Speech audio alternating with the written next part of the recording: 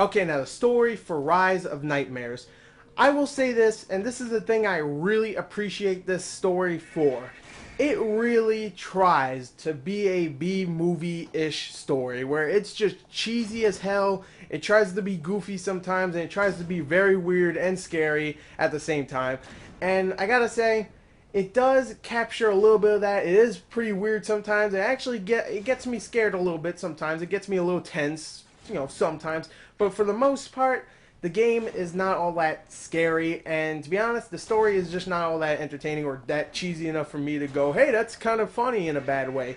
The story in this is pretty simple. You play as a guy who starts off on a train with his wife. They're going to go on a vacation or something, I don't know. And out of nowhere, this big guy comes on this train, kills everybody, at least almost everybody, and takes your wife, and now you have to pretty much get her back in from this big dungeon that's on this island somewhere. So that's the story of Rise of Nightmares. It's not that great at all, really. It's not horrible. There is some entertaining parts here and there, but for the most part, it is not all that great at all, even for a B-movie story. So, yeah, let's go on to the sound.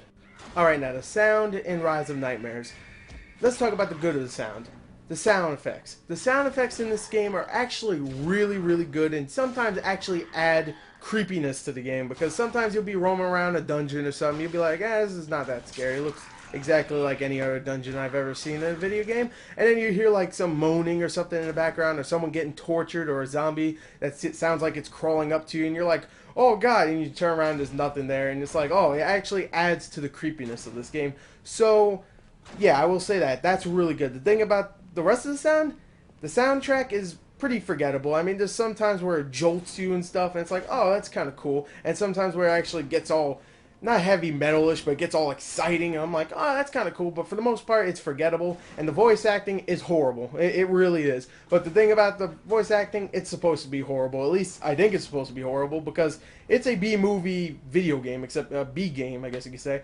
And it's it's supposed to have bad acting or voice acting. So, for the most part, it definitely has that. Bad voice acting and definitely bad writing. So, overall, I guess you could say the sound in the game is a mixed bag. So, let's go on to the graphics. Okay, now the graphics for Rise of Nightmares. The graphics in this game are not horrible. I was looking into this game a couple months back and I was watching the gameplay. I was like, wow, that looks horrible. Then I realized it was a Kinect game. I was like, I guess, they have to make some cuts to make the controls better, so they had to not focus that much on the graphics.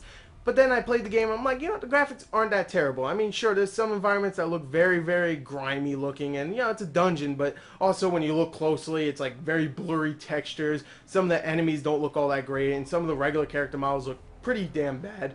But for the most part, the effects in this game are really, really good. At least the blood effects, the gore effects. When you cut up a zombie or whatever the hell you're cutting up in the game, it's pretty cool. The blood spewing everywhere. I mean, it's not the best blood effects, but there's a lot of it, so it looks pretty damn cool. So graphics are not great. They're definitely outdated, but they're not horrible like I thought they were going to be. So graphics, not bad. It's okay. Let's go on to the gameplay. Alright, now the gameplay for Rise of Nightmares. This is pretty much what you do in Rise of Nightmares. You go around a dungeon, you pick up weapons like knives and pipes and, other assorted goodies, and you go around and murder the hell out of zombies. In a first-person view, of course. And that's pretty much what you do in Rise of Nightmares. I mean, sure, there's boss battles here and there, and sometimes, well, a lot of the times actually, you just walk around and look for keys and stuff and switches to pull, and sometimes you can pull switches to open up saw blades or something and kill a bunch of zombies, and you can laugh about that. But for the most part, that's all you really do. The thing about the gameplay here that makes it different, this is all Kinect, baby, so that means you're doing all of this yourself. That means you're swinging your arms, killing zombies with pipes and knives and stuff, and I will say this, the controls for the Kinect are surprisingly decent. After you get used to them for the first maybe 30 minutes to 40 minutes, they are good, I would say, and I would love to see these kind of controls in other games. The controls in this are this. If you want to move forward, you put your foot forward. If you want to move back, you put your foot back. If you want to turn left or right, you actually use your shoulders to do that. And of course, if you want to beat the crap out of zombies, you lift your arms up and you beat the crap out of them, except, of course, there's nothing there, so now you just look like a freaking idiot trying to swing at air. So, I will say this, the controls do work. The thing that it really does not work is the gameplay itself, the freaking combat. The combat in this game is pretty damn boring. After the first 20 minutes, I was like, okay, this is kind of boring. It really is. They try to mix it up sometimes and say, hey, you can't stand on this one or it'll kill you automatically, or here's spikes. If you step on this, you'll die. But for the most part, the game itself is just extremely boring. So even though the Kinect controls work, and I would love to see these controls in other games, the game itself is pretty damn boring. And it gets even more boring when there's no zombies to kill and you're just walking around collecting keys and stuff. So overall, the controls are good. The game itself is just pretty boring. If you want to try it out and if you think it might be fun for you, then try it out. Why not?